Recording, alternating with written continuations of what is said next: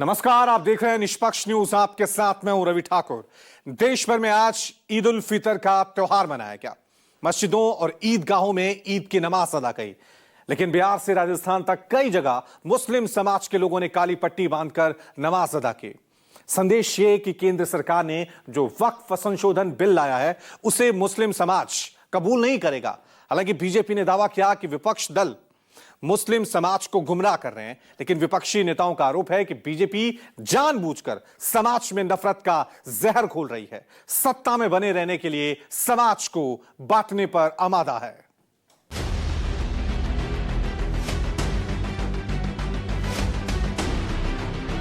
वक्फ bill से नाराज, काली पट्टी बांधकर पढ़ी नमाज।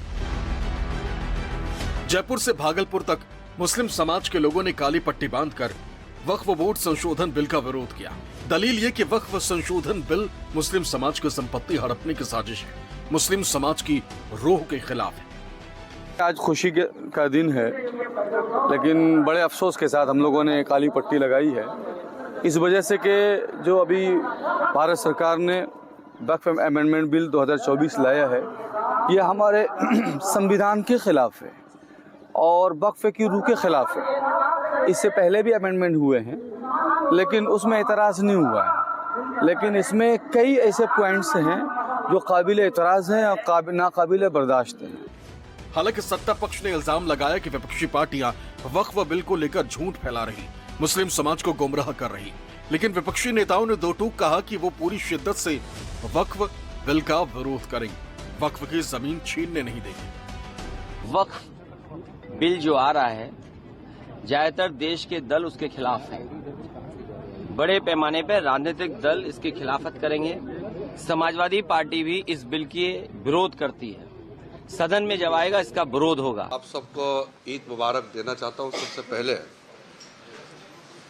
देखिए, वक्फ अमेंडमेंट बिल को लेकर के कुछ ग्रुप है, खास करके कुछ पॉलिटिकल पार्टीज के लोग और कुछ संगठन है, गिने चुने कुछ संगठन है, वो लोग समाज को गुमराह करने का कोशिश कर रहा है। मैं बहुत साफ तौर पर कहना चाहता हूं कि झूठ ना बोले और वक्फ बिल में जो प्रावधान है उसको अच्छी तरह से पढ़ के फिर उसके बाद में तर्क रख करके अपना बात को बोलने से अच्छा है। वक्फ की ज़मीन हमारी ज़मीन है, अल्लाह की ज़मीन है।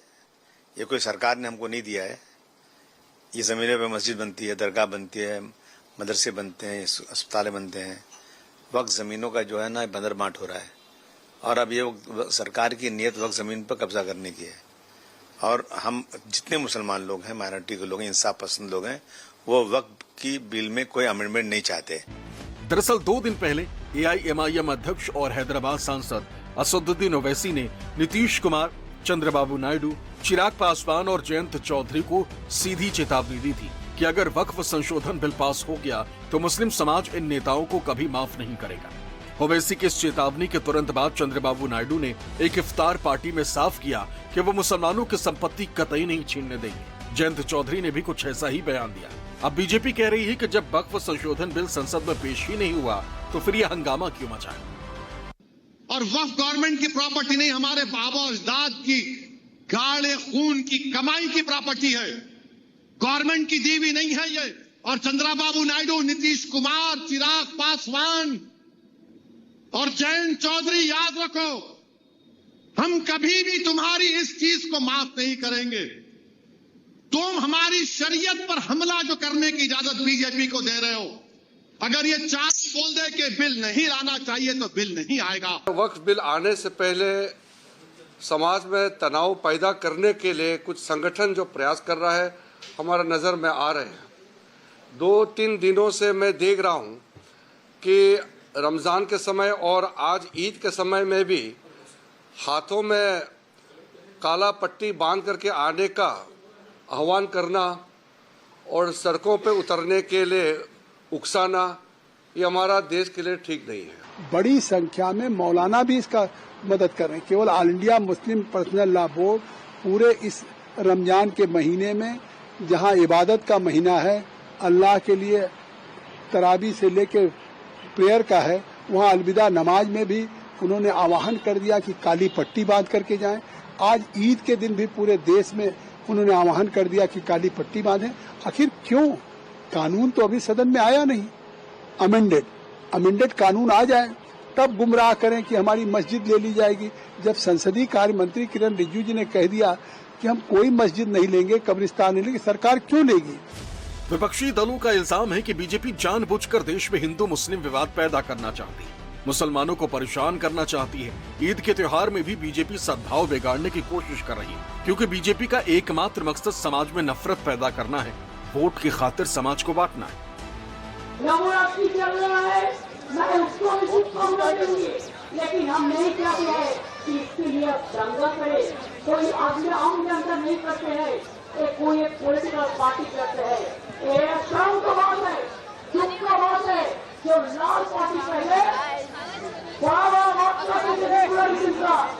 लाल गेरुआ एक हो गया। हमको पूछा गया था, बम राम एक साथ में जाया कलकत्ता से टिकट खरीद के जाके बोला, हमको पूछा आर यू हिंदू? हमने बोला हम Gaurav Prasad, I am Hindu, I am Muslim, I am Sikh, I am ईसाई, I am Indian, what can you do? क्या चाहते हैं लोग? डिवाइड एंड रूल चाहते हैं, हम नहीं चाहते हैं। टीएमसी कर रही है, टीएमसी करा रही है। मैं ममता बनर्जी से सवाल पूछना चाहता हूँ कि मोथाबाड़ी का जो वीडियो सोशल मीडिया से लेकर बहुत जगह पे अवेलेबल है, आज भी उनका प्रूफ है, तो आप ममता बनर्जी को बोलने के लिए बोलिए, कौन कर रहे हैं? सीएम जो बात बोली है, कही है, वो एकदम ठीक कही है। ये भाजपा जो बोल रहा है वो डिस्टॉर्ट कर रहा है, झूठ बोल रहा है, झूठ नैरेटिव तैयार करने की कोशिश कर रहा है। ममता जी वो स्वामी विवेकानंद का हिंदू धर्म, रामकृष्ण परमहंस देव का हिंदू धर्म पर हम सब लोग, ममता दीदी भी विश्वास करते हैं। कम से कम मुझे ये बताओ, मैं जाने कितने वर्षों से यहाँ आ रहा हूँ, मुझे याद है नेताजी मुझे पहली बार लेकर के आए थे, उस दिन से आज तक लगातार आ रहा हूं, लेकिन ऐसी बैरिकेडिंग कभी नहीं देखी। और बैरिकेडिंग इसलिए की जा रही थी कि लोग त्योहार न मना पाएं और जो अपनी धर्म की मान्यताएं हैं, धर्म की जो परंपराएं हैं, वो भी न मान पाएं। तो सबसे बड़ा खतरा लोकतंत्र को है, संविधान को है। ये सरकार बड़ी जिम्मेदारी के साथ, मैं कह सकता हूं, यहां मुझे नहीं कहना चाहिए, लेकिन फिर भी मैं कह रहा हूं कि ये देश भारतीय जनता पार्टी संविधान से नहीं चला रही। ये लोग वोट बैंक के लिए कहां तक जाएंगे? मैंने पहले भी कहा था, अखिलेश यादव, क्या कहा उन्होंने? गोबर से दुर्गंध आती है, याद है ना आपको, और इत्र से खुशबू आती है।